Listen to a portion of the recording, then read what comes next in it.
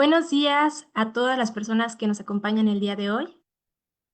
Agradecemos su presencia y el tiempo de quienes nos acompañan por Facebook Live, por Zoom y a las personas que nos verán después en la versión que se quedará disponible en el canal del Poder del Consumidor. Yo soy Avelina Landaverde y es un gusto para mí acompañarles en este webinar para el lanzamiento del tercer caso de la serie Bajo la Mira, el control corporativo sobre los sistemas alimentarios en México. El tercer caso que se presenta hoy se titula Promoción, publicidad e información a consumidores, el acecho a las infancias y el cabildeo contra la información clara. Los casos que integran este proyecto los pueden consultar en el sitio de bajolamira.org, donde encontrarán material y herramientas valiosas de este y los casos anteriores. Para el día de hoy, les invitamos a los medios de comunicación y a las personas que nos acompañan a escribir sus preguntas en el chat, colocando su nombre y de dónde vienen, para responder sus dudas al finalizar las participaciones programadas. Agradecemos la valiosa presencia de nuestros panelistas invitados, Simón Barquera, director del Centro de Investigación en Nutrición y Salud del Instituto Nacional de Salud Pública, Alejandro Calvillo, director del Poder del Consumidor, y Javier Zúñiga, director del Área Legal del Poder del Consumidor. Y principalmente la participación de Ana Larrañaga, responsable de esta investigación e investigadora del Poder del Consumidor. Esta serie de estudios de caso, titulados Bajo la Mira, el control corporativo sobre los sistemas alimentarios en México, forma parte de los fellowships financiados por Berta Foundation, la cual es una organización que apoya activistas, periodistas y abogados que trabajan para lograr la justicia social y económica y los derechos humanos para todas y todos a nivel global. El Poder del Consumidor tiene la fortuna de ser la organización anfitriona de este proyecto de investigación y difusión desarrollado por Ana. Esta serie de estudios de caso buscan evidenciar las prácticas y vehículos de poder que permiten a una minoría de entidades corporativas ejercer el poder en diferentes eslabones de los sistemas alimentarios en México, beneficiando a unos cuantos, a expensas de nuestra salud y el medio ambiente. El tercer caso que se presenta hoy es el último de esta serie sobre el control corporativo sobre los sistemas alimentarios mexicanos. Analiza y documenta las prácticas y formas de operación utilizadas por multinacionales como Coca-Cola, Nestlé, Danone, PepsiCo, Mondelez, entre otras, en los congresos, medios de comunicación, mesas de trabajo legislativas, además de los recursos legales presentados ante la Suprema Corte de Justicia de la Nación, con el fin de desarticular y debilitar las políticas públicas empujadas por la sociedad civil y soportadas por la ciudadanía. Sabemos y hay mucha evidencia que muestra que los productos ultraprocesados, es decir, ricos en grasa, aquellos ricos en grasas saturadas, azúcares añadidos y sodios, han contribuido significativamente a la creciente prevalencia de enfermedades crónicas en México y la crisis sanitaria que estamos viviendo. Esto se acompaña de una publicidad agresiva dirigida a las infancias y la disponibilidad masiva de estos productos en los entornos alimentarios, lo cual fomenta patrones de alimentación poco saludables desde edades tempranas. Tenemos avances con políticas como la NOM 051 que buscan contrarrestar estas amenazas al mejorar la información nutricional en los productos y limitar la publicidad de alimentos poco saludables dirigida a los niños y niñas. Sin embargo, la interferencia de las industrias alimentarias en las políticas destinadas a mejorar el acceso a la información nutricional y proteger la salud de la población ha tenido un impacto profundamente negativo en la sociedad mexicana. Por esto y más, la relevancia de investigaciones como esta que nos presenta Ana, que nos permitan reconocer desde un marco teórico, conceptual y metodológico sólidos los vehículos y prácticas de poder ejercidos por diferentes corporaciones y grupos de interés, que influyen o debilitan las regulaciones necesarias para garantizar el acceso a la información entre los consumidores. Pues, sin más preámbulos, a continuación, Ana Larrañaga nos presentará los principales hallazgos del estudio de caso. Antes quisiera compartirles que Ana Larrañaga Flota Es licenciada en nutrición, egresada en la Universidad del Valle de México y maestra en alimentación y desarrollo por la Universidad de Sussex y el Institute for Development Studies en el Reino Unido. También cuenta con diplomados en educación ambiental y sustentabilidad y consejería en lactancia materna en la Universidad Iberoamericana de la Ciudad de México. Desde el 2013 ha trabajado con organizaciones de la sociedad civil en el impulso de políticas públicas para la prevención de enfermedades no transmisibles relacionadas con la dieta. De 2019 a 2021 fue coordinadora de la Coalición Contrapeso. También ha sido consultora para la OPS y Fellow de Berta Foundation en el 2023. Actualmente es miembro del equipo de salud alimentaria en el poder del consumidor y a través de este trabajo busca exponer las prácticas de control corporativo sobre los sistemas alimentarios de diferentes industrias en México. Adelante, Ana. Abe, muchísimas gracias por esta introducción que nos haces. Buenos días a todas las personas que nos están escuchando. Y bueno, pues antes de comenzar con la presentación más general de los resultados de este estudio de caso, yo les voy a compartir un corto video que resume un poco estos hallazgos y después vamos directo con la presentación. Así que vamos con el video. Los productos ultraprocesados y bebidas endulzadas se asocian con diferentes consecuencias negativas para la salud de quienes los consumen.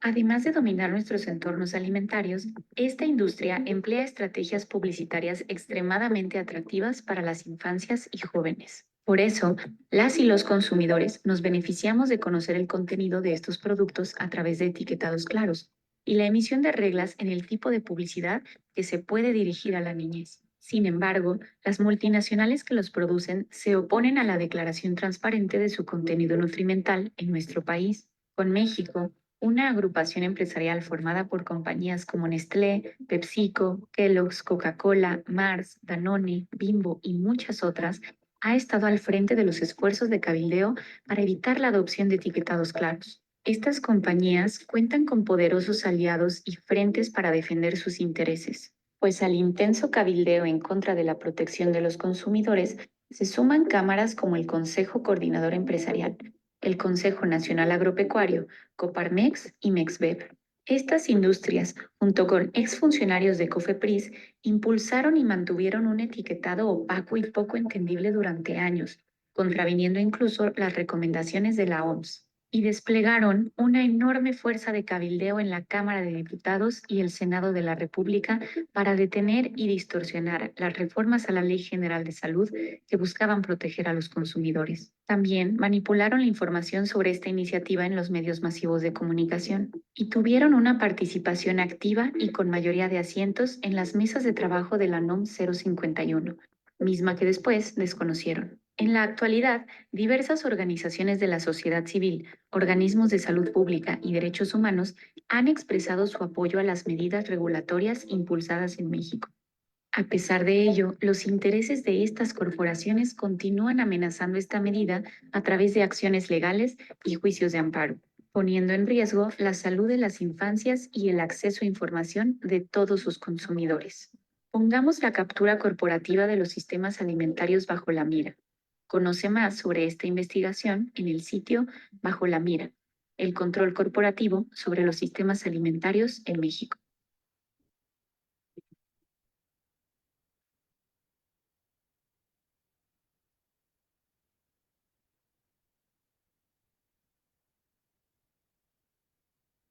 Bueno, con este corto video, pues ya damos paso a la presentación de los principales resultados de este estudio de caso que les invitamos a consultar en el sitio bajolamira.org, porque es un estudio pues que desafortunadamente encontramos bastantes ejemplos de interferencia para que se aprobara esta política que busca acercar información clara y transparente a la ciudadanía, ¿no? Pero bueno, esta mañana les voy a dar pues algunos ejemplos, algunos elementos que resaltan. Entonces, bueno, lo primero, ay, no le puedo dar siguiente. Ahí está. Lo primero que pues les quería compartir es que desde luego pueden consultar este estudio de caso y los anteriores en el sitio ya mencionado. Recordar que este proyecto lo que busca es ejemplificar y demostrar cómo esta interferencia de las industrias está presente a lo largo de todas las etapas de nuestros sistemas alimentarios. Entonces, en casos anteriores ya hemos documentado ejemplos de estrategias de entidades comerciales en la producción de nuestros alimentos. Lo hemos documentado también en las medidas para tratar de contener la cantidad enorme de residuos que generan los sistemas alimentarios, específicamente los ultraprocesados, que están plastificando el mundo entero y sin miedo a decir esto. Y en este caso nos vamos a centrar en la información y la promoción de productos que se acerca o que llega a nosotras, personas consumidoras. La pregunta de investigación que se hizo en este tercer y último caso de la serie Bajo la Mira era pues cuáles son los actores, cuáles son los vehículos y cuáles son las prácticas de este poder corporativo que están tratando de influenciar las regulaciones en materia de etiquetados claros y también en la publicidad de alimentos y bebidas no saludables que se dirige específicamente a las infancias. Para ello se analizaron principalmente dos procesos. Estos fueron las reformas en la Ley General de Salud en materia de etiquetado de alimentos y bebidas y la norma 051 que contiene las especificaciones generales que deben contener los alimentos y bebidas no alcohólicas preenvasadas. Bueno, el marco teórico que se utiliza para este estudio de caso, que es el mismo que se utiliza para toda la serie, sostiene que el poder, en este caso el poder de las corporaciones, se ejerce a través de 5 vehículos principalmente, que estos son el entorno político, sumamente importante, puesto que permite posicionar cuáles son los temas en la agenda y bueno, definir la toma de decisiones, la formación de preferencias, que aquí entra y tiene un rol muy importante los medios masivos de comunicación, puesto que pueden generar una percepción positiva o negativa en la ciudadanía respecto de una política. El entorno del conocimiento, es decir, la generación de evidencia científica que pues es sumamente maleable e importante, puesto que nos da las bases técnicas y científicas para poder accionar regulaciones y políticas. El entorno jurídico, que pues se traduce en batallas legales en las que las industrias defienden sus intereses, y en el entorno extrajurídico se refiere a todas aquellas actividades como intimidación de activistas o de investigadores y otras estrategias que operan fuera de, pues, del marco legal.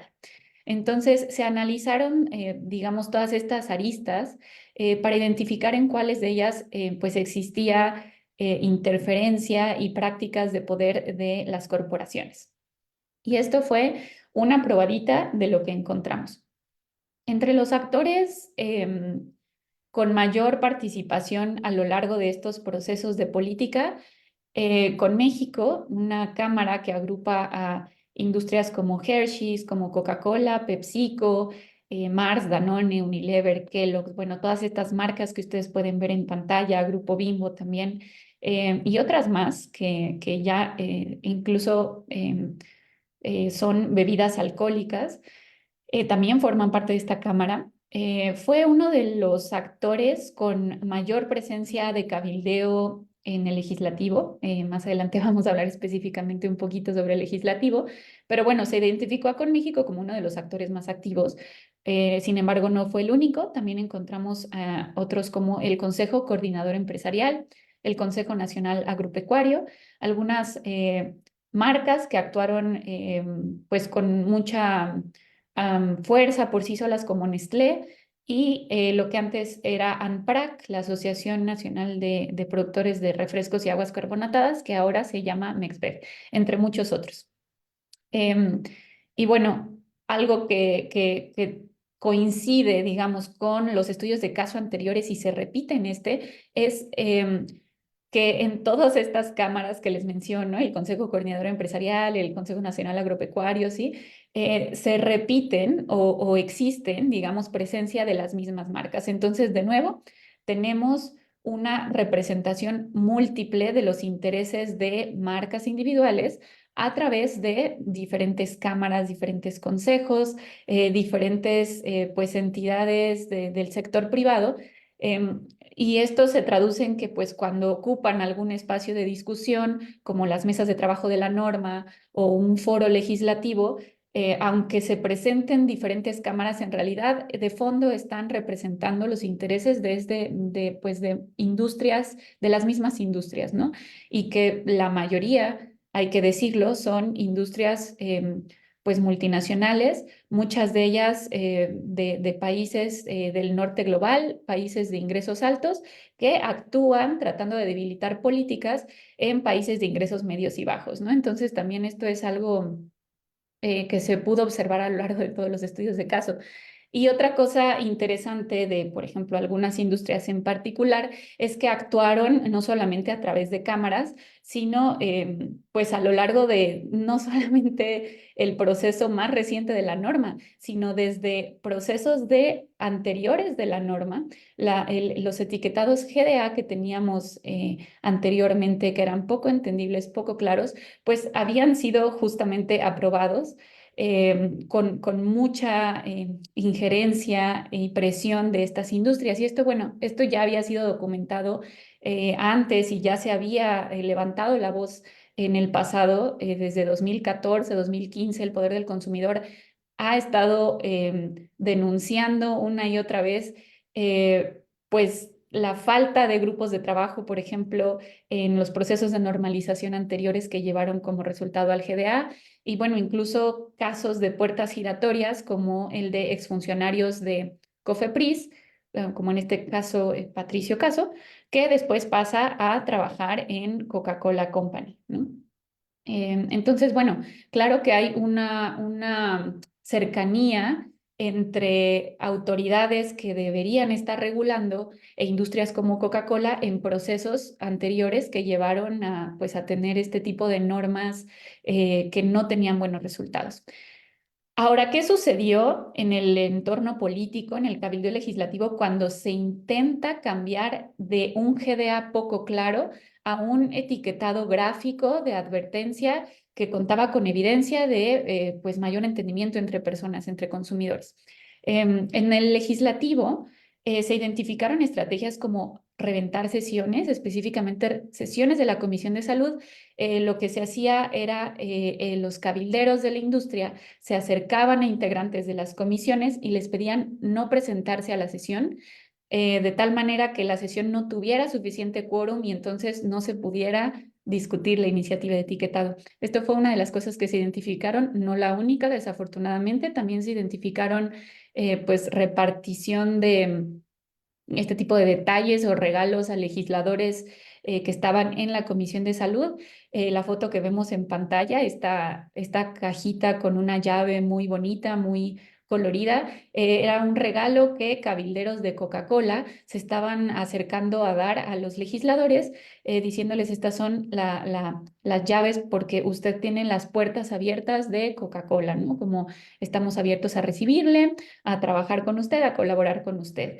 Este tipo de, pues de acercamientos rayan ya en lo muy poco ético y además, bueno, otra de las estrategias que se identificó en el Cabildo Legislativo fue los intentos de anexar transitorios en el dictamen a través de aliados como en la entonces diputada Tatiana Cloutier.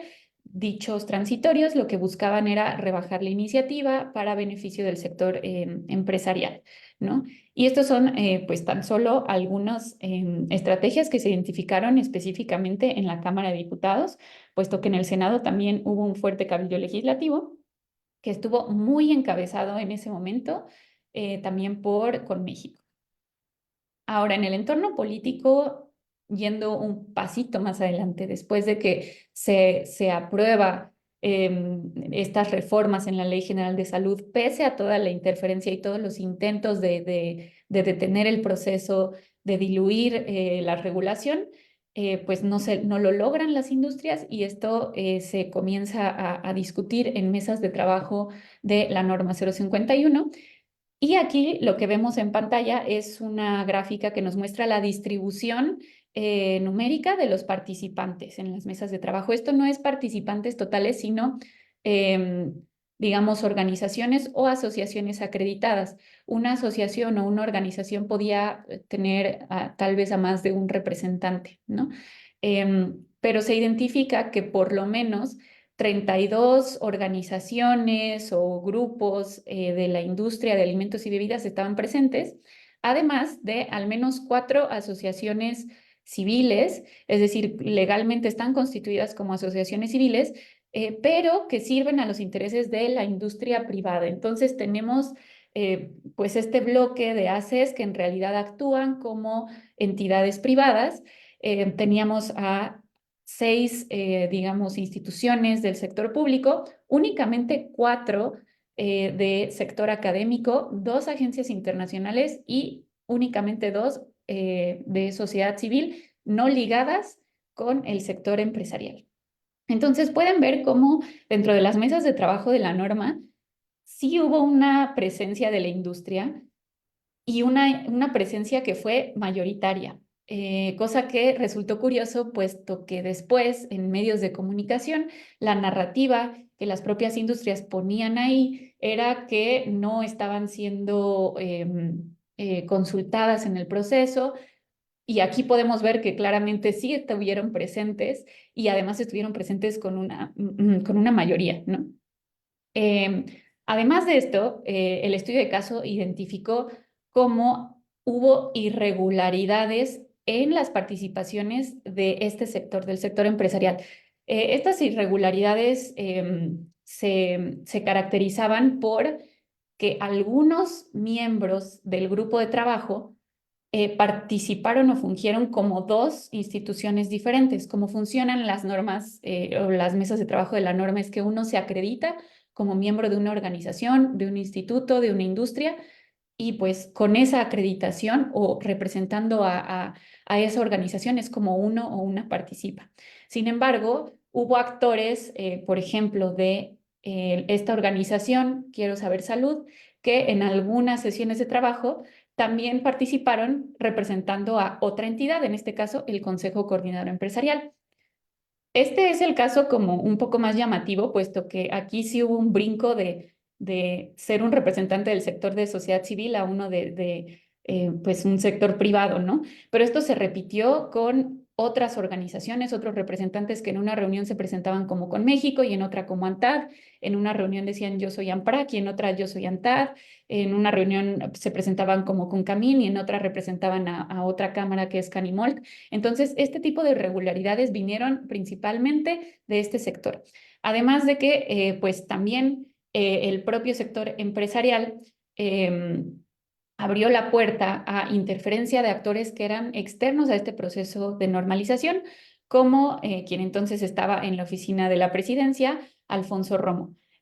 Romo en un momento intentó convocar a que se llegara a un acuerdo con las industrias y tratar de saltarse el debido proceso de normalización. Esto lo intentó afortunadamente sin éxito, pero hubo pues esta intención del sector empresarial junto con Alfonso Romo de pues irrumpir el proceso.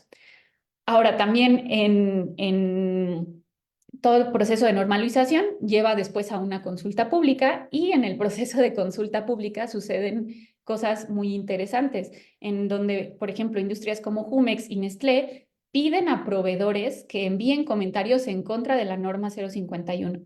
De repente, revisando pues los comentarios de la consulta pública, se puede encontrar que hay muchísimos comentarios que son un copy-paste tal cual, un copiar y pegar exactamente el mismo comentario viniendo de diferentes personas en diferentes partes del país. Y bueno, en uno de estos comentarios se identifica que esto se debía a que pues esta persona que estaba o está en la dirección de compra de frutas de Jumex pide a sus proveedores, a los proveedores de Jumex, imprimir tal cual el documento, firmarlo, escanearlo y enviarlo al correo en el que CONAMER está recolectando pues los comentarios de la consulta pública. Entonces, esto es, me parece una estrategia muy escandalosa e injusta, puesto que es Jumex o Nestlé pidiendo a proveedores pues más pequeños que luchen o que den sus batallas, ¿no? Y que los proveedores en este caso pues están en una situación asimétrica de poder, ¿no? Como para poder rechazar pues esta orden. En el entorno del conocimiento, en las mesas de trabajo de la norma, se identificó muchísimo el uso de evidencia que estaba financiada por asociaciones que están ligadas por el propio sector empresarial. Este es solamente un ejemplo. Diferentes actores del sector privado presentaban evidencia en la cual descartaban por completo cualquier evidencia de que los edulcorantes no calóricos pues no son ideales para infancias, ¿no? Y decían, presentaban estudios que estaban financiados por esta organización, la International Sweeteners Association. Y bueno, pues si hacemos un análisis de quiénes forman parte de esta asociación, pues podemos ver a marcas como Coca-Cola, como PepsiCo, a industrias como Cargill y bueno, otras industrias que se dedican específicamente a la manufactura de saborizantes. Entonces, se estaba presentando evidencia que está comisionada por las propias industrias para decir que estos ingredientes no tienen ningún problema en las infancias, ¿no? Lo cual, pues, es pues, muy preocupante, ¿no? Y bueno, en los medios masivos de comunicación, pues también se reforzaba esta parte de que no existía suficiente evidencia, a pesar de que para ese entonces Chile ya estaba presentando resultados favorables. Sin embargo, el sector privado en los medios masivos comenzó a difundir mensajes que decían no existe ninguna justificación para cambiar el etiquetado, no existe evidencia científica, esto está basado en emociones, no en estudios. Eso es respecto de la evidencia, pero también en esta práctica de poder de influenciar la formación de preferencias, pues también se manufacturó una narrativa de una catástrofe que se avecinaba de aprobarse el etiquetado. Se hablaba de satanización de alimentos y bueno, todavía se habla de satanización de alimentos cuando se hace referencia a este etiquetado. Algunos industrias decían que esto iba a generar tanto miedo y que iba a matar a las marcas, que era un riesgo para la propiedad intelectual, que esto iba a ocasionar pues una catástrofe económica y que esto era una imposición. Pese a que, como vimos, sí estuvieron presentes en las mesas de trabajo para su definición. Y bueno, me voy a dar prisa, este ya es de las últimas diapositivas. En el entorno jurídico, una vez que no pudieron detener ni el proceso legislativo, ni el proceso de normalización, ni siquiera con pedirle a proveedores externos que se opusieran en la consulta pública, pues entonces es que se aprueba esta norma, no logran detenerla y llegan las olas de amparos y llegan los intentos de suspensión de la norma. De hecho, hubo un intento de suspensión muy al inicio de Concamín y del Consejo Coordinador Empresarial, en donde argumentaban que había dudas muy razonables sobre la legalidad del proceso. Y bueno, pues como vimos, quienes estuvieron tratando de interferir en el proceso, pues fue el propio sector empresarial, ¿no? Tratando de incluir actores externos como Romo pues utilizando actores que dobleteaban en diferentes organizaciones, aunque solo estuvieran acreditados como uno, ¿no? Entonces, llegan estos intentos de amparo que no solamente son desafortunadamente contra el sistema de etiquetado y las restricciones de publicidad pues en productos no saludables que se dirigen a infancia, sino que también se comienzan a observar amparos presentados contra otras regulaciones que intentan proteger a las infancias de la publicidad, como pues reglamentos, ¿no? Y aquí se identifica el caso de la marca Frito-Lay, eh, que bueno, se opone a este tipo de regulaciones. Y bueno, en el año pasado hemos visto cómo marcas de la filial de Frito-Lay pues han hecho muchísimas actividades que están específicamente dirigidas a las infancias, pese a que existen muchísimas recomendaciones de política pública que hablan sobre la importancia de pues proteger específicamente a este grupo de edad de la publicidad malsana. Entonces, bueno, pues como conclusiones y para dar paso a los comentarios de nuestros panelistas, pues es este reconocimiento a que la interferencia de las industrias en las políticas alimentarias ha tenido ya consecuencias que son muy perjudiciales para la salud. Las ha tenido ya en el pasado porque en el pasado sí lograron que se aprobara un etiquetado a modo, un etiquetado que les convenía. Esta interferencia definitivamente ha promovido el acceso fácil a todo este tipo de productos porque lo que intentan es hacer la información mucho más opaca, que los consumidores y consumidoras no podamos acceder a esta información. Y esto pues desde luego tiene como consecuencia pues un mayor factor de riesgo para desarrollar todas estas enfermedades no transmisibles. Y yo creo que lo más importante y el mensaje que queremos lanzar es que sin duda es necesario que se aborden estos determinantes comerciales de la salud y que se establezcan políticas públicas que limiten la interferencia de las industrias alimentarias, que se desarrollen políticas públicas basadas en evidencia y que se pongan candados a la participación de actores con conflictos de interés, que se proteja a las infancias de la promoción de estos productos y en general a todos los consumidores para promover un entorno alimentario más saludable. Entonces, bueno, yo aquí dejo mi participación. Espero no haberme tardado tanto, pero bueno, ya le doy la palabra a Ave, que nos estará presentando a el resto de nuestros participantes. Y pues muchas gracias por su atención. Al contrario, muchísimas gracias, Ana, en este gran esfuerzo por sintetizar los elementos más importantes de esta investigación. Es, es impresionante, ¿no? Todas las prácticas y vehículos, ¿no? Que se tienen y que identificas y que además ya se tiene como una tradición, ¿no? Para mantener pues la falta de información hacia los y las consumidores y consumidoras. Entonces, bueno, aquí nos dejas muchas herramientas, ¿no? No solamente para identificar, analizar, sino para nombrar de manera más clara estas prácticas y quiénes las ejecutan.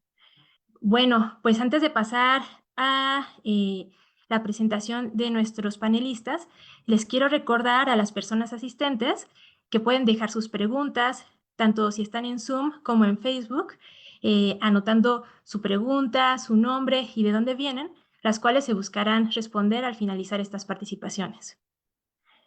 Bueno, pues vamos a iniciar con la participación de nuestros expertos y para abrir este diálogo desde el entorno del conocimiento, es un gusto para mí presentar al doctor Simón Barquera.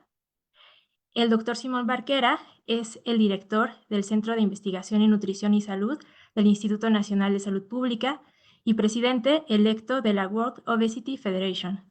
Es médico cirujano con grados de maestría y doctorado en nutrición aplicada y epidemiología nutricional y políticas de la nutrición. Es coinvestigador de la Encuesta Nacional de Salud y Nutrición de México, en SANUT, líder de la línea de investigación en obesidad y enfermedades crónicas y director del Centro de Investigación en Nutrición y Salud en el Instituto Nacional de Salud Pública. Además, es presidente electo de la Federación Mundial de Obesidad. Cuenta con más de 360 publicaciones y 44.004 citas a sus publicaciones y ha dirigido o asesorado más de 40 tesis de postdoctorado, doctorado, maestría, especialidad y licenciatura. Ha sido consultor para la Organización Mundial de la Salud y otras agencias de Naciones Unidas en el campo de la nutrición, alimentación y enfermedades crónicas y ha sido reconocido como investigador nacional nivel 3 del Sistema Nacional de Investigadores por el Consejo Nacional de Humanidades, Ciencias y Tecnologías. Investigador en Ciencias Médicas F por la Secretaría de Salud, miembro de la Academia Nacional de Medicina y miembro de la Academia Mexicana de Ciencias. Muchísimas gracias por acompañarnos, Simón. Sabemos que una de las prácticas de estas agrupaciones es el uso de evidencia científica comisionada por el mismo sector para defender sus argumentos y que al mismo tiempo se desconocen investigaciones independientes que no les benefician. Y bueno, con toda esta experiencia y más, ¿no? ¿Nos podrías compartir cuál ha sido la respuesta del sector privado frente a la evidencia libre de conflictos de intereses? ¿Y qué necesitamos hacer para protegerla y asegurar que esta sea la base de nuestras políticas públicas? Claro que sí, Ave, muchas gracias. Gracias a EPC por la invitación y una felicitación muy especial a Ana Larrañaga por esta entrega, por este logro que es además haber obtenido este grant de Berta Foundation para hacer este trabajo tan importante y también por su trayectoria, que ya es una trayectoria de muchos años pensando y contribuyendo a avanzar en este problema que es uno de la interferencia de una industria que produce alimentos malsanos y que pues no permite que se avance con una serie de estrategias que pues ya se mencionaron brillantemente en este trabajo. La interferencia de la industria no es un problema nuevo, es un problema que, por ejemplo, en el caso del tabaco, pues tiene más de 50 años. En el caso de, por ejemplo, de los sucedáneos de la leche materna, esas fórmulas infantiles, toda esa actividad que es en la industria que es incorrecta y que afecta a la salud, pues tiene más de 40 años que se ha identificado y que se ha pedido cambios. En el caso de la comida chatarra, los alimentos ultraprocesados, los refrescos, tiene menos tiempo que, digamos que los investigadores o la ciencia de la nutrición, los profesionales de las ciencias de la nutrición, identificaron este problema. Eso comenzó más o menos a finales de los noventas, cuando se estaba haciendo un esfuerzo alrededor del mundo por entender qué cambios habían generado estos aumentos tan importantes en las prevalencias de sobrepeso y obesidad. Cuando se empezó a tener esto muy claro, como a principios del año 2000, y se empezó a identificar pues, una serie de alimentos muy altos en calorías, con una serie de ingredientes que fomentan su consumo por arriba de lo necesario y que además se dirigen con estrategias a los niños y se empezó a hablar de lo importante que era de tener estas prácticas, es cuando se vio realmente que no se trataba de una industria tan diferente de la industria del tabaco o la del alcohol o la de las fórmulas de sucedáneos de la leche materna. Una industria que está dispuesta a proteger sus intereses de una manera muy firme. Entonces, bueno, desde el año 2000 año 2006, hay libros que hablan de la necesidad de acción inmediata para prevenir el problema de la obesidad en el mundo para controlarlo. Y sin embargo, también se generan una serie de organizaciones como ILSI, un instituto para ciencias de la vida creado por Coca-Cola, muchos institutos de bebidas de fibra y de probióticos y de cualquier tipo de alimentos generados por la industria. Y luego estas asociaciones que menciona Ana, como con México, que todas de manera coordinada defienden los intereses de la industria. Y el problema es, pues los defienden sobre el interés común, de que es buscar una mejor salud, buscar esa prevención de enfermedades crónicas que tanto está costando a las poblaciones alrededor del mundo. Y México es un caso, pero pues realmente preocupante, un país donde mueren ya más de 140,000 personas cada año solo por diabetes, donde más de 40,000 personas se atribuye su mortalidad al consumo de bebidas azucaradas. Entonces, bueno, creo que de lo que estamos viendo y regresando a esta pregunta de Ave, y yo creo que lo que menciona Ave de este estudio que es impresionante, yo coincido, yo quisiera otra vez recalcar, es impresionante ver todo lo que hacen y entonces, ¿cómo se puede avanzar? Bueno, creo que los profesionales de la nutrición, los profesionales de las enfermedades crónicas y los profesionales de la salud pública que están preocupados por lograr una prevención y un cambio en los ambientes alimentarios, tienen que poner en la mesa el tema de los conflictos de interés y de la interferencia de la industria. No solo un tema de discusión, tiene que ser un objeto de investigación y por eso es tan importante esta contribución de Ana Larrañaga y de EPC, porque están documentando de una manera rigurosa una de las formas en las que se está evitando avanzar y mejorar la salud de nuestro país. Entonces, bueno, hay que visibilizar esos conflictos de interés.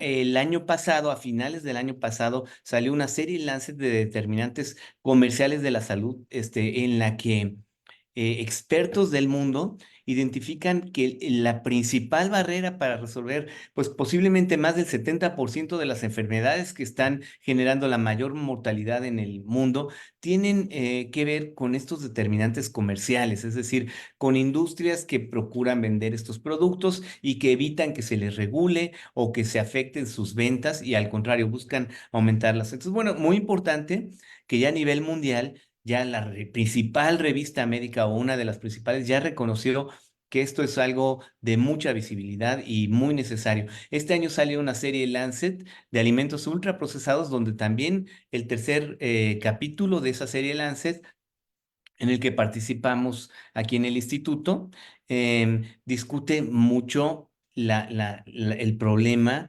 de las políticas alrededor de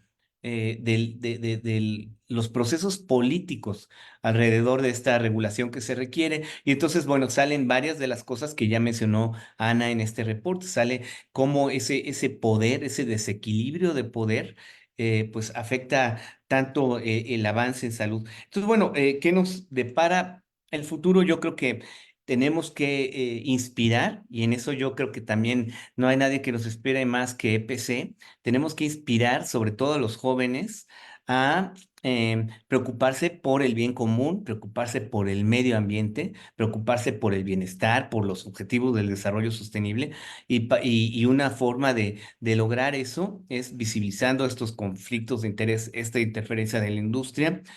Tenemos que en la academia educar sobre ética, sobre derechos humanos, sobre transparencia, conflictos de interés otra vez, y luego tenemos que reconocer que esa transformación de los sistemas alimentarios no va a ser únicamente para mejorar la salud, es una transformación que es muy necesaria también para mejorar o para aumentar nuestra viabilidad como especie y para el planeta Tierra, porque estos mismos determinantes que nos están dando, generando muchos daños, están generando muchos daños al planeta.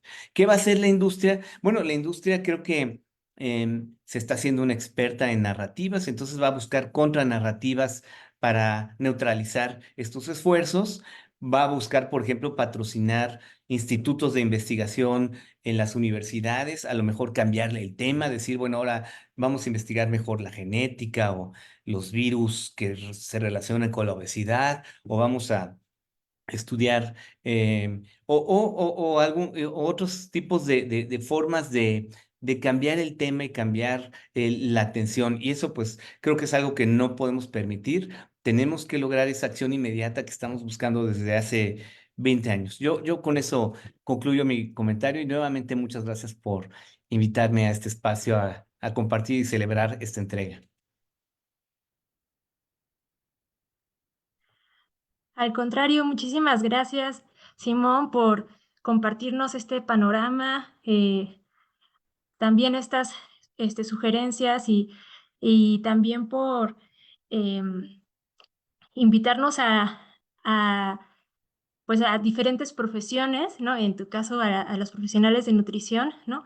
A atrevernos a hacer cosas diferentes, ¿no? Creo que Ana, también tú, ¿no? Han sido como pioneros en hacer cosas que pues muchos no se atreven, ¿no? A investigar y salir, ¿no? De solo de buscar las prácticas en lo individual, sino estas otras prácticas. Entonces, muchas gracias por presentarnos pues tus comentarios y pues vamos a seguir continuando con los comentarios de nuestros panelistas. Nuevamente voy a recordarles a las personas asistentes e invitarlas a dejar sus preguntas en Zoom, en Facebook, para poderlas tener listas y poderlas responder al finalizar las participaciones de nuestros panelistas. Bueno, pues vamos a continuar con la participación de nuestro siguiente invitado en este intercambio y en este análisis tan rico y crítico de las diferentes experiencias, pero ahora desde el entorno político. Bueno, es un gusto para mí presentar a Alejandro Calvillo. Alejandro tuvo la licenciatura en Sociología en la Universidad Autónoma Metropolitana, doctorando en Filosofía. Voy a esperarme un poquito porque creo que estoy teniendo algunos problemas con la señal. No sé si me podrían confirmar si, si se escucha. Hola, Abe, yo te escucho bien. Ah, perfecto. Muchas gracias. Yo también. Muchísimas gracias. Entonces continúo con la presentación de Alejandro, una disculpa. Bueno, obtuve la licenciatura en Sociología en la Universidad Autónoma Metropolitana, doctorando en Filosofía en la Universidad de Barcelona, asociado del Programa de Altos Estudios en Medio Ambiente y Desarrollo Sustentable en el Colegio de México, emprendedor social de la Fundación Internacional Ashoka, fundador y exdirector de Greenpeace México, fundador y director de la asociación civil El Poder del Consumidor, dedicado a la promoción y defensa de los derechos de los consumidores. Convocado al grupo de expertos sobre publicidad de alimentos y bebidas dirigida a la infancia por la Organización Panamericana de la Salud, convocado a reuniones de expertos por la FAO y la OEA, miembro de Consumers International y del grupo experto en alimentos de esta organización internacional. Es miembro de la Comisión de Obesidad de la revista The Lancet. Ha participado como ponente en conferencias organizadas por los Ministerios de Salud de Puerto Rico, El Salvador, Ecuador, Chile, así como por el Congreso de Perú, el Foro Internacional EAT y la Obesity Society, entre otros. Bueno, muchas gracias por acompañarnos, Alejandro. ¿Y quién mejor que tú para compartirnos la experiencia y tu visión de estos vínculos complejos entre las entidades comerciales y las prácticas políticas? Y bueno, quería abrir este diálogo preguntándote, en tu experiencia, ¿qué caracterizó al cabildeo de las agrupaciones empresariales en el proceso legislativo y de la NOM 051? ¿Y cómo contrarresta este proceso con experiencias anteriores en las que las autoridades regulatorias se alineaban con los intereses corporativos? Muchas gracias, Abe. He tenido problemas de que se ha estado yendo la luz donde me encuentro, espero que no suceda. La interferencia, para dar una idea de la interferencia de las grandes corporaciones en esta materia y en otras, yo creo que el caso del etiquetado es un ejemplo paradigmático para entender la fuerza política que tienen los grandes poderes económicos. O sea, los poderes económicos se vuelven poderes políticos y determinan en muchos casos no solamente las políticas nacionales, sino las políticas internacionales. El caso de, como mencionaba, del etiquetado es increíble porque a todos los niveles se ha dado. Hay que recordar que cuando entró Trump, llamó a una renegociación del Tratado de Libre Comercio, empezaron las negociaciones y por ahí se filtró un anexo a esas negociaciones que lo que hacía era justamente, entre muchísimos artículos realmente que eran paja, estaba ahí muy oculto un alfiler que era prohibir en la práctica, obstaculizar en la práctica el establecimiento de un etiquetado frontal de advertencia. Esto se dio a conocer a través de un artículo en el New York Times y de inmediato saltó el representante de Canadá y se opuso radicalmente a que esto estuviera ahí como parte de las negociaciones. También saltaron en el Congreso de los Estados Unidos. Hay una grabación de una comparecencia del representante comercial de Estados Unidos en el tratado, ¿no? Que era cuestionado por los congresistas sobre este anexo y él decía pues que les preocupaba mucho un etiquetado de advertencia. Del lado mexicano no pasó nada, estábamos todavía en los tiempos de Peña Nieto, no pasó nada al respecto y acá lo evidenciamos, lo dimos a conocer. Los institutos nacionales de salud se pronunciaron en contra y hubo una posición muy fuerte. Eso a nivel de tratado. A nivel de la Organización Mundial de Comercio, pues ya se mencionaba.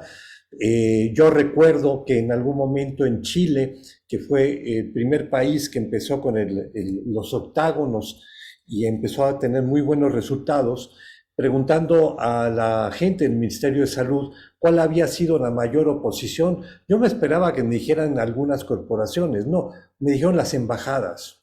las embajadas al servicio de estas grandes corporaciones. En el caso de México no conocemos bien si fueron las embajadas, pero sí los gobiernos, como el gobierno suizo, como se dio a conocer en Suiza, a partir de unas solicitudes de información, donde el gobierno suizo reaccionó a peticiones directas de Nestlé para que interfiriera en la Organización Mundial de Comercio, ¿no?, contra el etiquetado mexicano. Entonces, menciono esos niveles para llegar a los niveles ya de lo que fue el proceso en el Poder Legislativo, que era un pequeño cambio a la Ley General de Salud que decía que se establecería un etiquetado frontal en los productos de advertencia. La palabra de advertencia era la que la industria no quería en la ley, ¿no?, mientras se estaba discutiendo ya la norma oficial mexicana del etiquetado.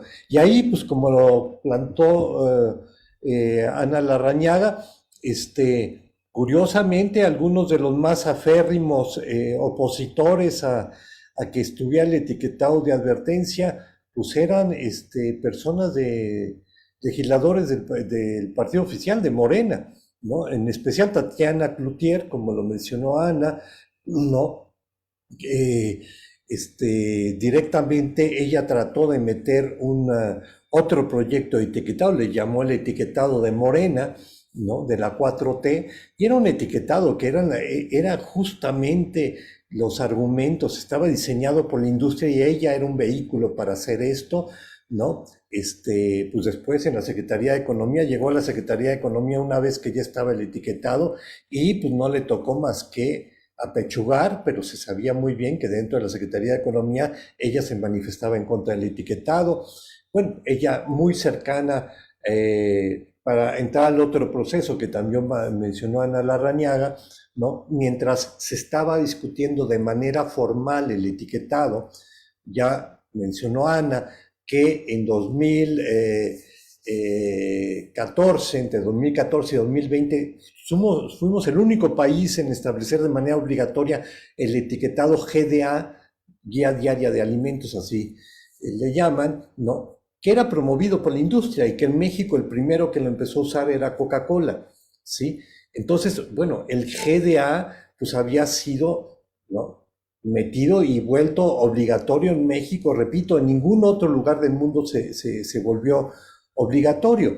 Y bueno, lo que demostró también un vínculo totalmente de la agencia reguladora, la COFEPRIS, la Comisión Federal de Protección de Riesgos Sanitarios, encontramos a través de un juicio en Estados Unidos, ¿no?, directamente un vínculo, ¿no?, con Coca-Cola, correos directos entre Coca-Cola y personajes como Patricio Caso, que establecieron ese etiquetado y que ahora trabajan para la empresa Coca-Cola.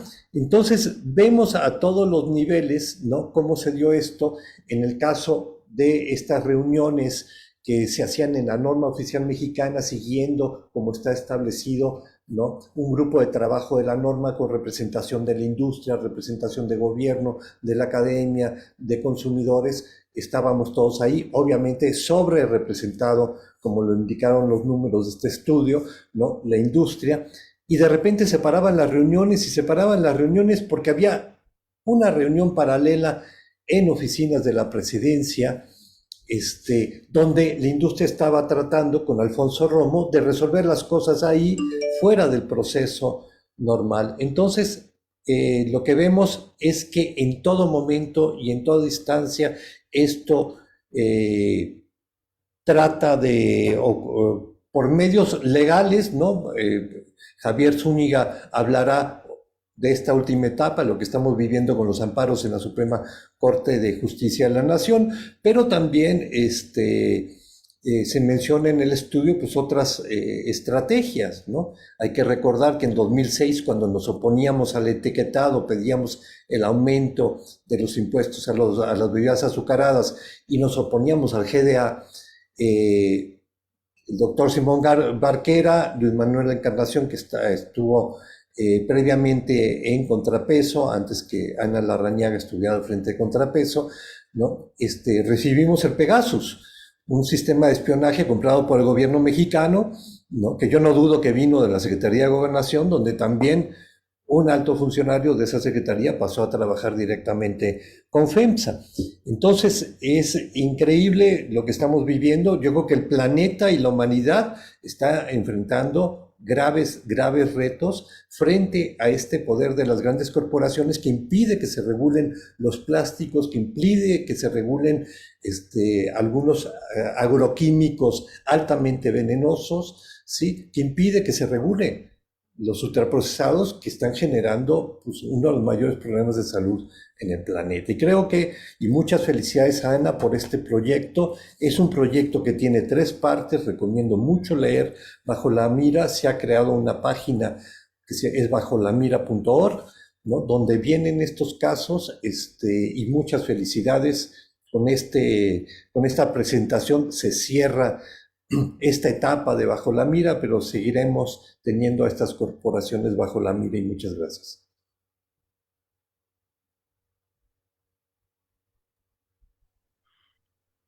Muchas gracias, Alejandro. Por suerte no hubo ninguna interferencia en la conexión y para nosotros es importante escuchar todas estas experiencias y que ahora no solo sean como eh, como algo que contamos que pasó, sino que también pasen a ser, como nos comentaba Simón, objeto de estudio, que se identifiquen, ¿no? Que se analicen para también poder hacer acciones para contrarrestarlas. Muchas gracias por compartirnos desde tu experiencia todas estas, pues, lamentablemente, pues, estas basta evidencia de prácticas que se han tenido desde pues, el entorno político. Y seguro que podríamos extendernos hablando de más. Sin embargo, pues también para seguir abonando y analizando esta información, vamos a dar paso a nuestro siguiente panelista. Nuevamente, les recuerdo a los medios de comunicación y las personas asistentes que pueden dejar sus preguntas, tanto en el chat de Zoom como en Facebook, las cuales vamos a buscar responder al finalizar las participaciones. Y bueno, para finalizar este panel y abordar el entorno legal, contamos con la presencia de nuestro siguiente panelista, que nos hablará de este entorno tan relevante y crucial para garantizar los derechos de los consumidores.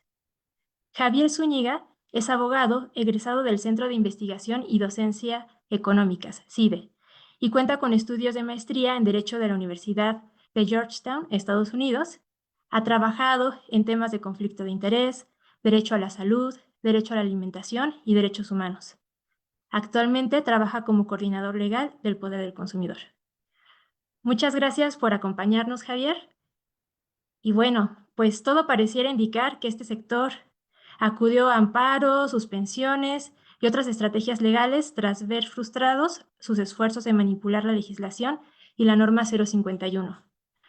Desde tu experiencia, ¿qué riesgos corre esta política pública frente a las estrategias legales de la industria alimentaria y qué consideras que debería tomar en cuenta el Poder Judicial al deliberar sobre este tema? Muchas gracias, Sabe. Buenos días a todas, a todos.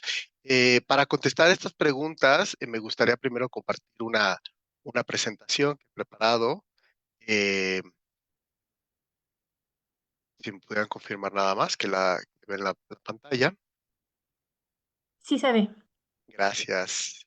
Y bueno, antes que nada, pues agradecer y felicitar a Ana Larrañaga por el trabajo.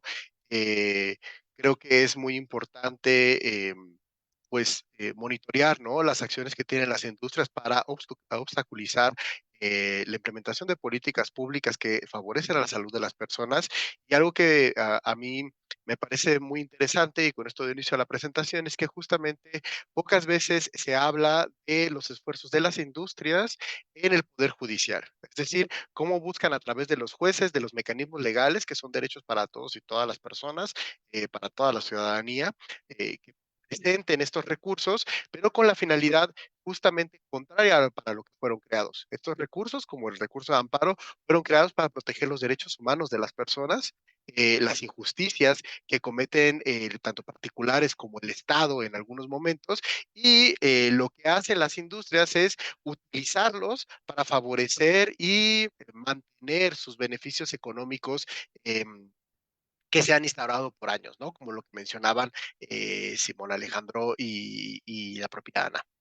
Entonces, en primer lugar, me gustaría hablar un poco del contexto, que ya se ha mencionado, que fue que después de que se implementó, bueno, se aprobó la norma 051, también la Ley General de Salud, la industria empezó a reaccionar mediante la presentación de amparos. Habíamos tenido algunos casos antes de la publicación de la NOM, que buscaban justamente impedir que se publicara la norma oficial mexicana, pero una vez este caso no tuvo mayor relevancia y se publicó en el Diario Oficial de la Federación, en la norma 051, lo que pudimos monitorear fue que al menos en los estados donde se encontraron listas públicas y demás, se tenían alrededor de 160 amparos en contra de esta regulación.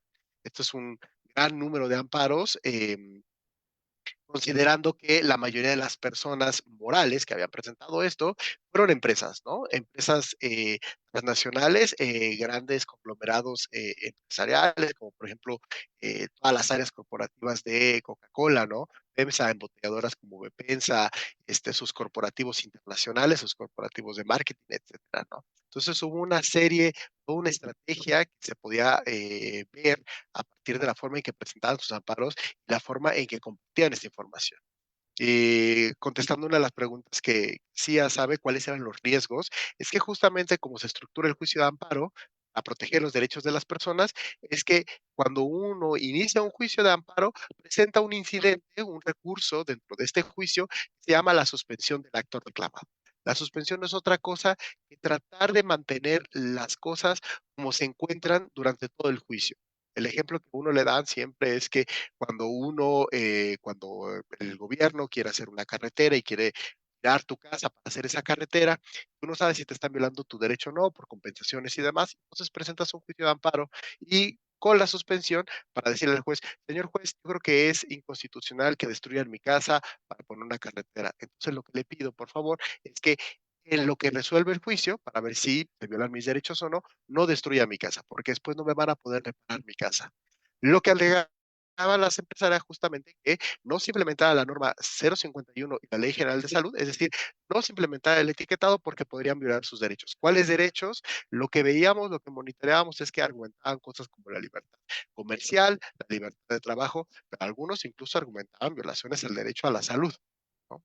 Entonces esto parece un sinsentido. El riesgo que se tenía en ese momento es que si uno de los jueces otorgaba esta suspensión, iba a ser muy difícil si implementara el etiquetado hasta que no se resolvieran los casos.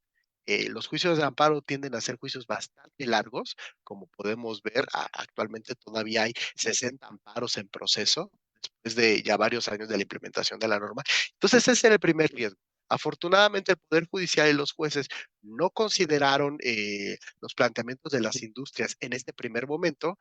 No encontramos que se hubiera otorgado alguna suspensión, por ahí hay algunos intentos, ¿no? Que fueron revocados en los tribunales de apelación, los tribunales colegiados de circuito. Y algo que era importante resaltar es que los jueces en este tiempo fueron de alguna manera retomando la evidencia científica que se había presentado.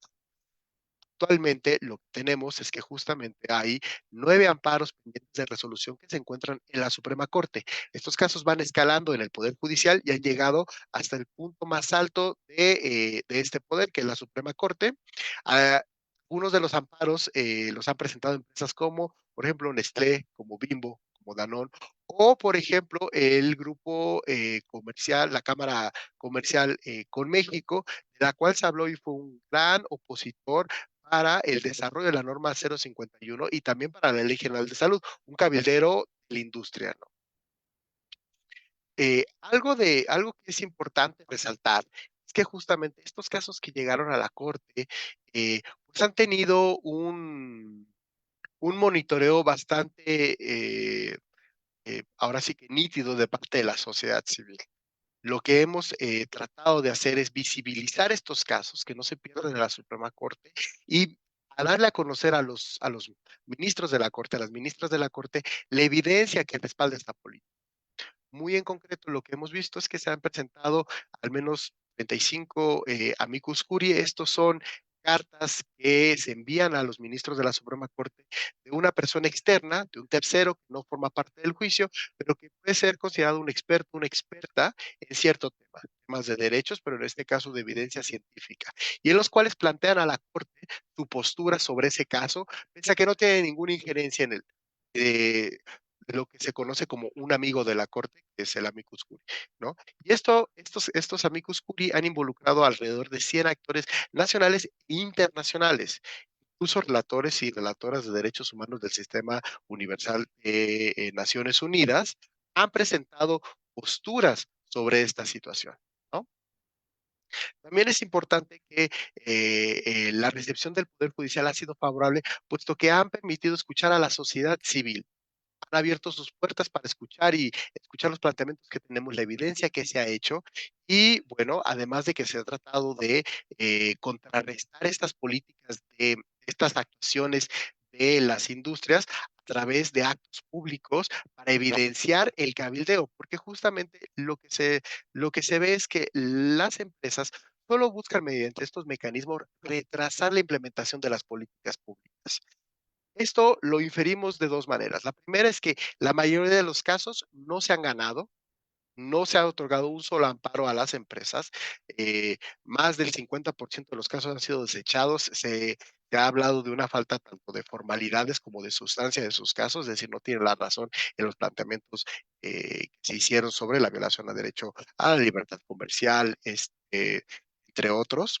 Y el otro indicador que tenemos es que al menos 3 de los casos que están en la Suprema Corte tienen un proyecto de sentencia que son favorables para el etiquetado.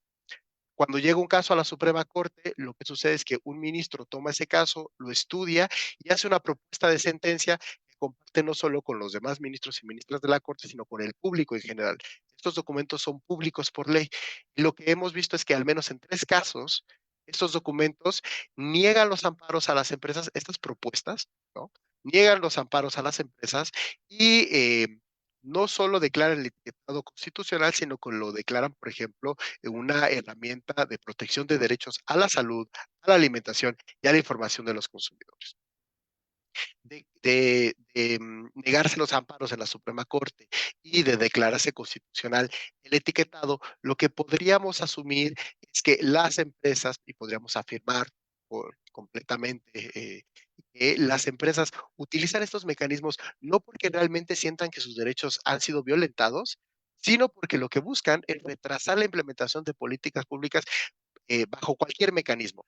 En el momento en que estaban en el poder legislativo, con el cabildeo que se mencionaba, mientras estaban en el poder ejecutivo, eh, presentando evidencia falsa o tratando de crear justo organismos como el que mencionaban para distorsionar la evidencia científica que se tenía. Y ahora en el poder judicial, utilizando mecanismos a los cuales los ciudadanos tenemos el derecho de acceder para encontrar justicia en estas causas que suceden día a día, pero transformándolo como una herramienta para proteger y privilegiar sus beneficios económicos.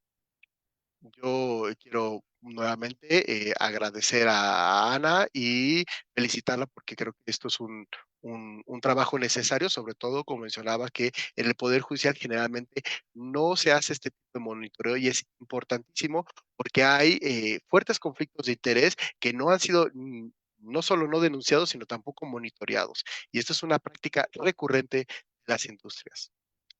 Con esto termino mi presentación y muchas gracias.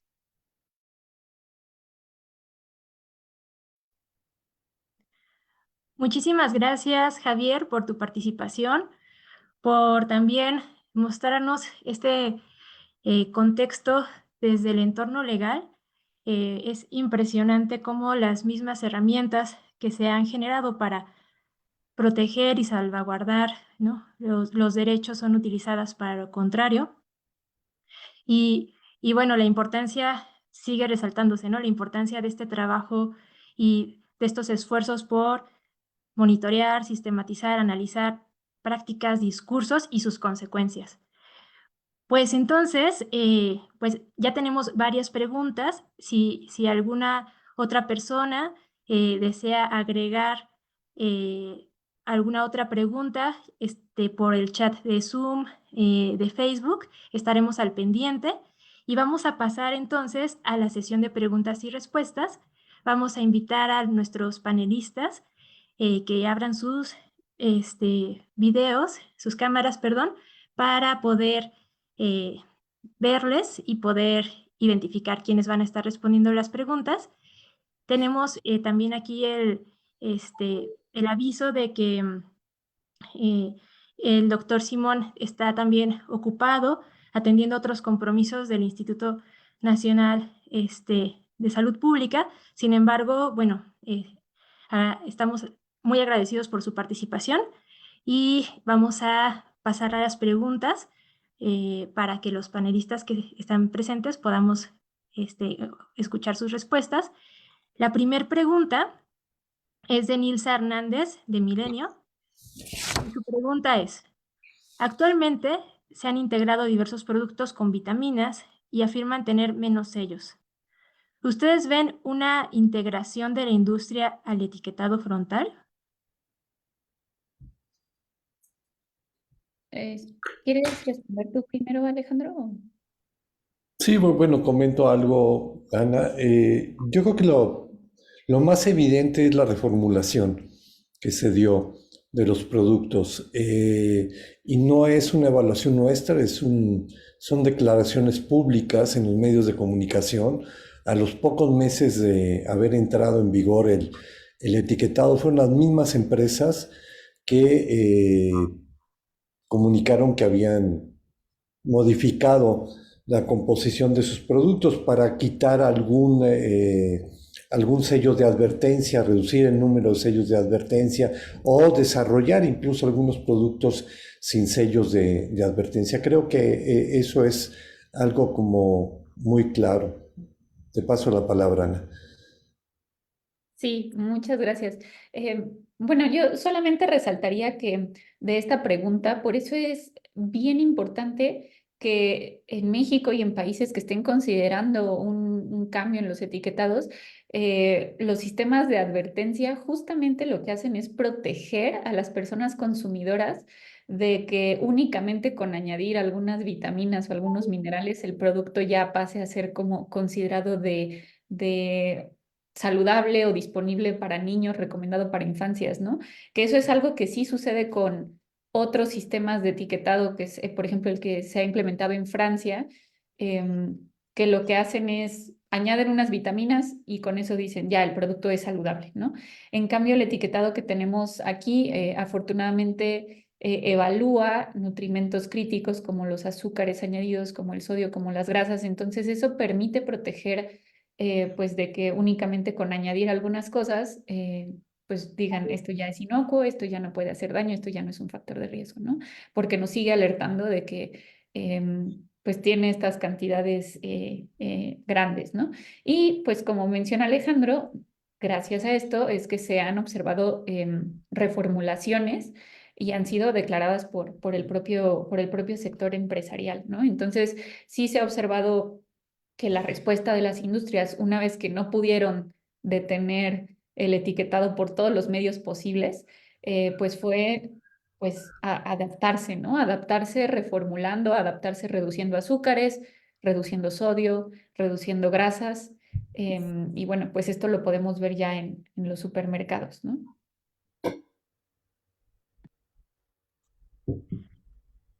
Muchas gracias, Alejandro y Ana. Vamos a dar paso a la siguiente, bueno, dos preguntas que nos hace Guadalupe Franco de Imer Noticias. Nos pregunta, ¿qué otros funcionarios o exfuncionarios se vieron involucrados en los intentos por proteger al sector empresarial? ¿Y podrían detallar qué clase de transitorios se intentó anexar? Yo puedo hablar un poquito sobre el transitorio.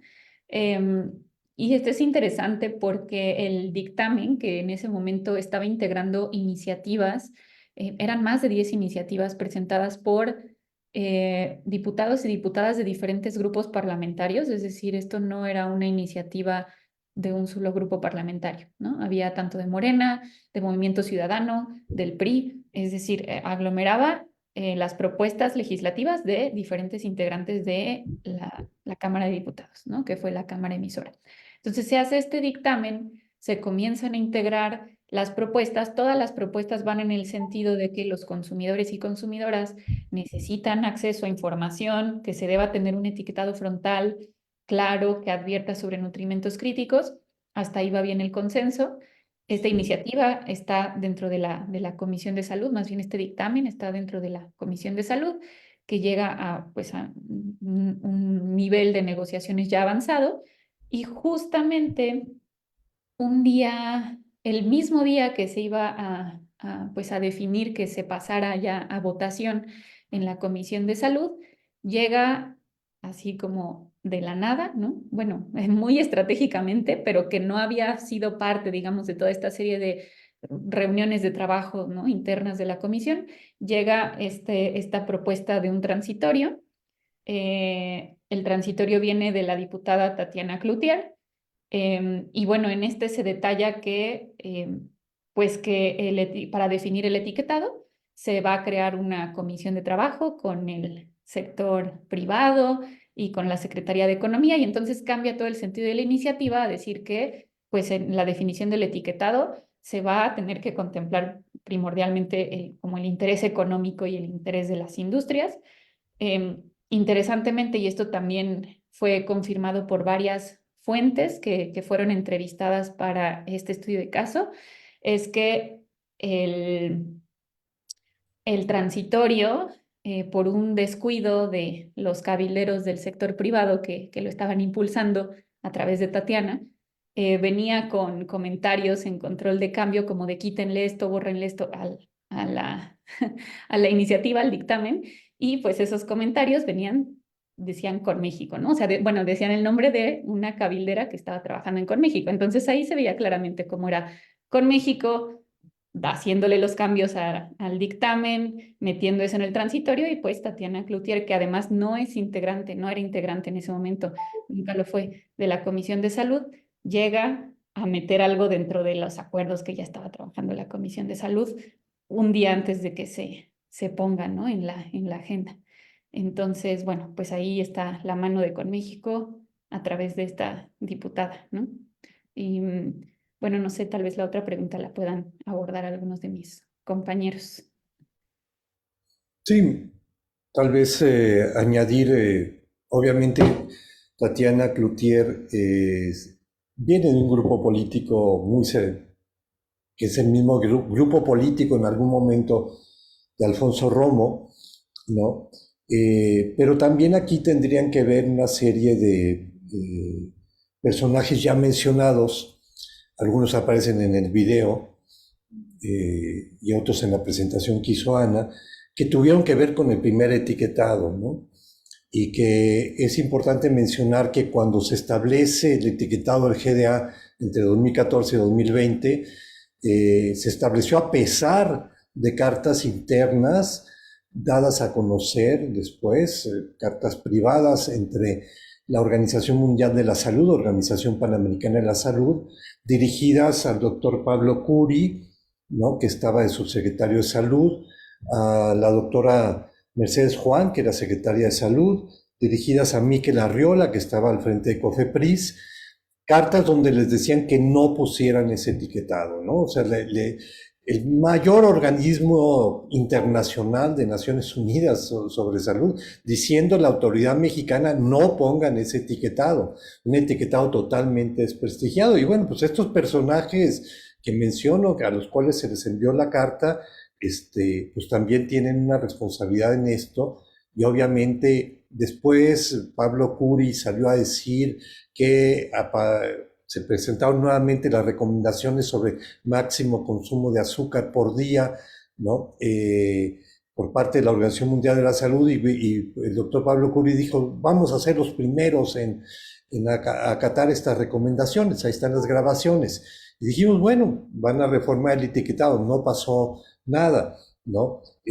Mikel Arriola salió en una conferencia, era parte de la grabación que está ahí, no estaba la voz, pero decía, es que ya no le vamos a poner, porque el criterio de azúcar era casi el doble que el recomendado por la OMS, ¿no? Si lo ponemos en cucharadas cafeteras, ¿no? Lo que recomendaba la OMS era 10 cucharadas cafeteras, ¿sí? Lo que establecía el GDA eran 18 cucharadas cafeteras, ¿no? Y decía límite máximo recomendado, ¿no? Entonces uno veía la etiqueta de la Coca-Cola, por ejemplo, y te decía la Coca-Cola de 600 mililitros, te decía 60% azúcar, y después en chiquito el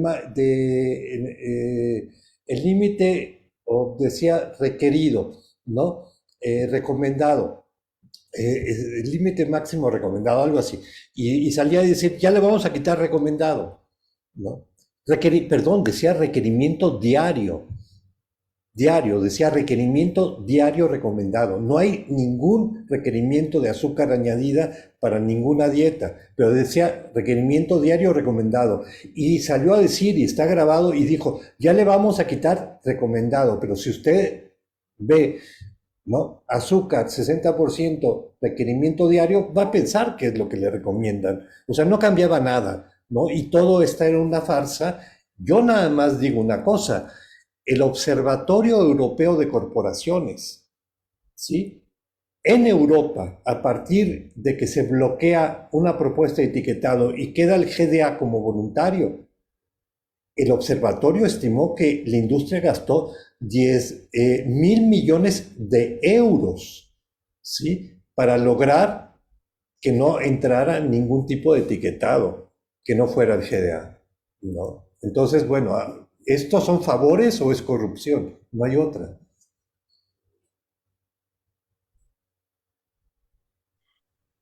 Muchas gracias, Alejandro y Ana.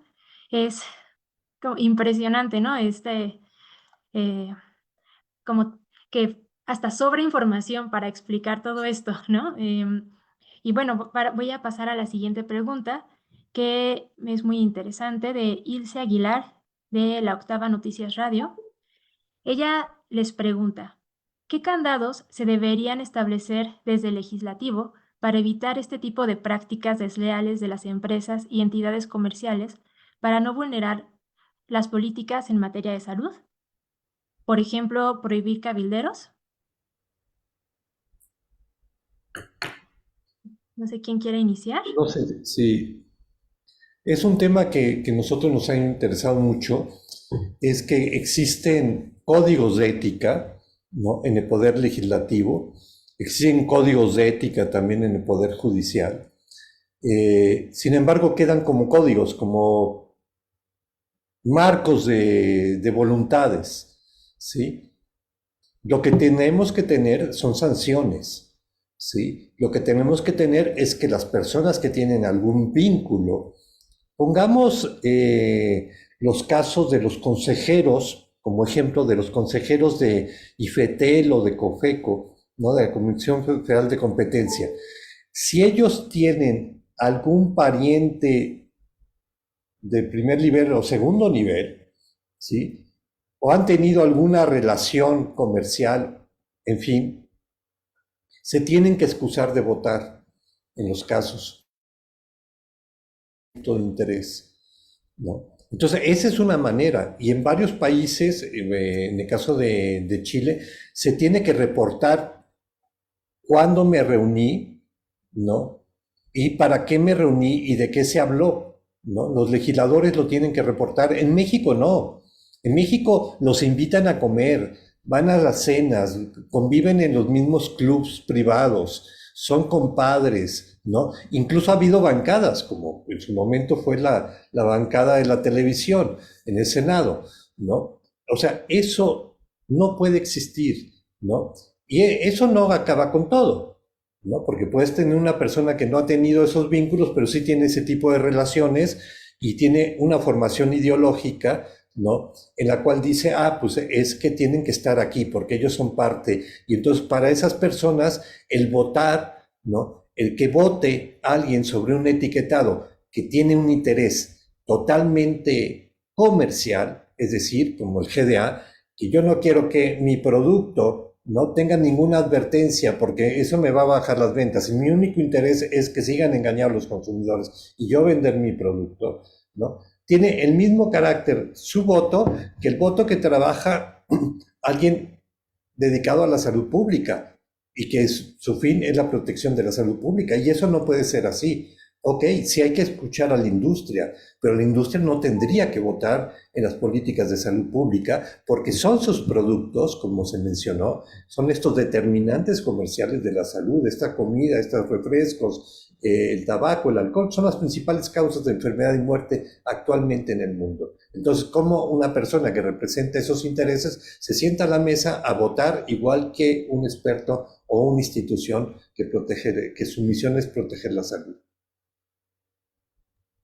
Sí, pues yo de esto añadiría un poco como eh, la ciudadanía, nosotras y nosotros tener siempre esta noción o esta presencia de que las personas que están en el Senado, en la Cámara de Diputados y en general en cargos públicos, están ahí justamente para representar el interés público, ¿no? Entonces, hacer transparente no solamente el padrón de cabilderos, que eso ya existe y no siempre está actualizado, sino esta transparencia de con quién se reúnen, cuáles son los temas que se están tocando, ¿no? Si bien sí se debe escuchar a los diferentes sectores, escuchar a diferentes sectores es ya muy diferente a lo que hemos observado como tal cual documentos que los párrafos han sido modificados directamente por los cabilderos de la industria y únicamente le piden a legisladores o legisladoras pon esto, ¿no? Eso ya es una transgresión muy clara de escuchar a diferentes sectores, ¿no?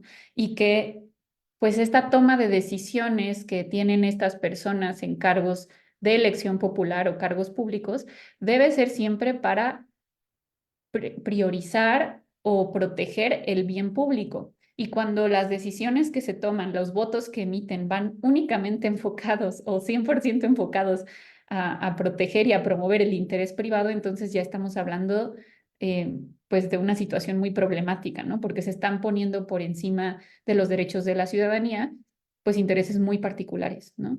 Entonces sí creo que se deberían de poner candados en caso de personas que se identifiquen con casos de conflicto de interés, candados en el tipo de participación que pueden tener, ¿no?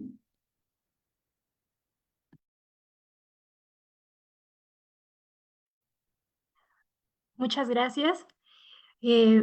Bueno, ya estamos llegando también al final de esta sesión. Tenemos una última pregunta que viene de Ana García.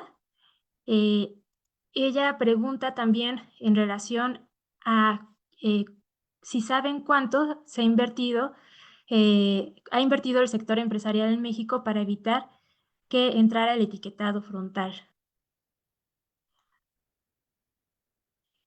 Son datos difíciles, ¿no? de tener. Sí, no tenemos ni idea, ¿no?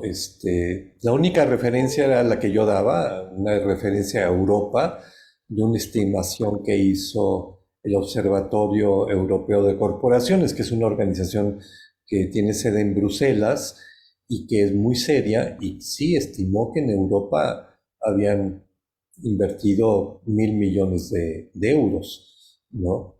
Tanto para evitar el etiquetado como para promover el GDA como voluntario. Como digo, el GDA nunca se puso obligatorio en ningún país, nada más que en México, por el nivel de contubernio que había entre la industria y el gobierno. Y sí quisiera como recalcar que hemos dicho de algunos miembros de la 4T, ¿no? que así se identifican a sí mismos, que estuvieron del lado de la industria, pero hay que decir que la verdad es que la mayoría, ¿no? La amplia mayoría de Morena estuvo apoyando junto con otros legisladores, pues se aprobó de manera unánime el etiquetado, ¿no? Entonces ponemos esos ejemplos para decir, bueno, en todos lados, ¿no? Y en todos los partidos políticos puede haber estas diferencias y en esta administración hay que reconocer que el proceso de la norma oficial mexicana se hizo, o sea, nosotros cuando estuvo el GDA pedimos que nos dieran a conocer quién había constituido el grupo de trabajo, que nos dieran las actas de las reuniones y por oficios de acceso a la información nos contestaron que no hubo grupo de trabajo y por lo tanto no había actas. Y en cambio este proceso fue totalmente abierto, estuvo la industria, cada reunión hay un acta, todas las actas están firmadas, ¿no? Entonces así es como se tiene que hacer y que el Estado, que quien representa al gobierno en estos procesos, esté defendiendo el interés privado, porque en el pasado, ¿no? Defendían el interés, digo, defender el interés público, que es lo que tienen que hacer las instituciones gubernamentales. En el pasado, en muchos casos, lo teníamos con normas que defendían el interés privado. O sea, siempre menciono que tuvimos durante años una norma de panadería industrializada que permitía tener un pan integral en el mercado sin que tuviera harina integral, ¿no? Y bueno, cuando uno veía la norma, pues la norma había sido hecha por la industria y era un engaño, ¿no? Y así pues estuvimos consumiendo pan Bimbo que decía que era integral y no tenía harina integral, ¿no? Y tuvo demandas en varios países, pero en México no pudimos hacer nada, lo demandamos, pero pues estaba de acuerdo a la norma la habían hecho al gusto, ¿no? Y eso hay que reconocer que en alguna medida, no en todo, pero en alguna medida en esta administración se hizo. Tenemos problemas con algunas normas, ¿no? Pero algo se hizo. Y bueno, quizás solo sumar que no tenemos una estimación o una idea clara de qué cantidad de dinero se está destinando para socavar o tratar de frenar estas políticas, pero simplemente de hacer como un análisis rápido de todas las áreas que hemos visto en las que hubo acción en este estudio de caso, pues toda la presencia que tuvieron, ¿no? Giras de medios durante más de un año, todos los equipos legales que se están contratando, que se han contratado desde el inicio y que se siguen contratando, porque cada amparo implica un equipo legal que está trabajando ahí, ¿no?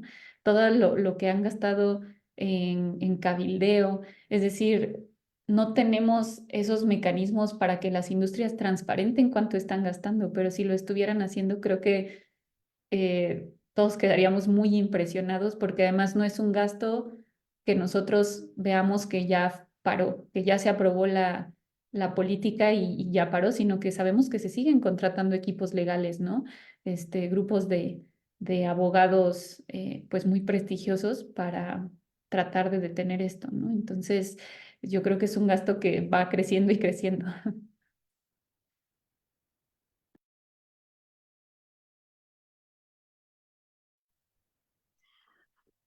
Muchas gracias. Pues sí, parece que es más caro, ¿no? Hacer las cosas mal, ¿no? Y las consecuencias siguen también siendo más caras. eh, y se abren, pues, con todo lo que nos comentan y este estudio que nos comparte, bueno, los 3 casos que nos comparte Ana nos da mucha información, pero también nos deja muchos retos y acciones, ¿no? Para seguir y no soltar estos temas y estos caminos que se están trazando. Y bueno, me gustaría invitar a Ana, Alejandro y Javier, si nos pudieran dar un mensaje final para cerrar esta participación y este webinar. Eh, gracias. A ver, pues yo únicamente agradecerles su presencia en esta mañana y bueno, quizás cerraría haciendo un llamado a que estos procesos tengan ese blindaje y tengan como ese foco principal la protección del interés público por encima del privado. Y pues que este llamado espero que resuene o que sea escuchado por las personas que van a ocupar cargos públicos en el siguiente periodo de gobierno, ¿no?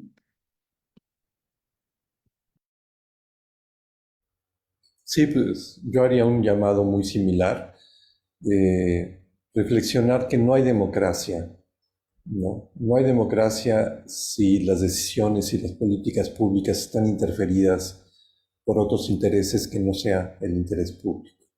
Y en el contexto de lo que mencionaba Ana, pues estamos entrando en un proceso de elecciones y sí nos preocupa porque vemos en todos los partidos políticos entrar, ¿no? Y la presencia de personajes vinculados a estos intereses, ¿no? Entonces sí es desde la ciudadanía, desde los que tenemos que generar presión para limpiar estas políticas, protegerlas de la interferencia y el conflicto de interés. Gracias. Yo, igual que Ana y que Alejandro, quisiera invitar tanto a los funcionarios del Poder Ejecutivo, del Legislativo y del Poder Judicial, justamente, a siempre privilegiar el interés en salud pública frente a los intereses comerciales, ¿no? Y buscar la protección de los derechos, del derecho a la salud, a la alimentación, a la información de los y las consumidoras en cada una de sus actividades.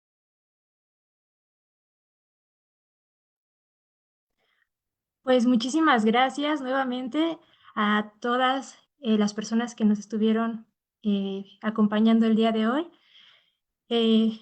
Esta presentación y todo el trabajo que hay detrás es una inspiración, ¿no? Para seguir actuando, alzando voces colectivas diversas, articular visiones alternativas y seguir y responsabilizar a estos actores comerciales y al gobierno. Muchas gracias nuevamente por su presencia, Ana Larrañaga, Simón Barquera, que estuvo también con nosotros, Alejandro Calvillo, Javier Zúñiga, y a todas y todos los participantes en este tercer lanzamiento, este tercer caso de la serie Bajo la Mira, el control corporativo sobre los sistemas alimentarios en México, promoción, publicidad e información a consumidores, el acecho a las infancias y el cabildeo contra la información clara. Les recordamos que pueden encontrar toda la información en el sitio de bajolamira.org y también en el canal del Poder del Consumidor. Muchísimas gracias a todas y todos.